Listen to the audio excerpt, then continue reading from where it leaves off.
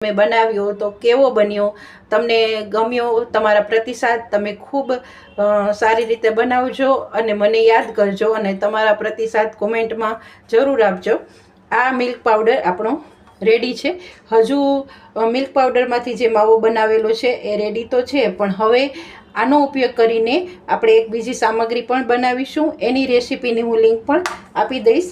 આ માવો તમે થોડો વધારે ઠંડુ થશે એટલે જે બજારમાં ફોર્મ કડક આવે છે એવું જ ફોર્મ આનું પણ બની જશે. હજુ આ તાજો છે એટલા માટે થોડો તમને ઢીલો લાગશે, પણ થોડી વાર રહેશે.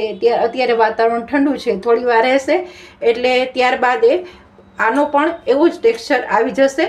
આપણો મિલ્ક પાવડરમાંથી ઝટપટ બની જતો માવો, ચોખ્ખા મિલ્ક પાવડર અને દૂધનો ઘરે જ બનતો માવો તૈયાર છે.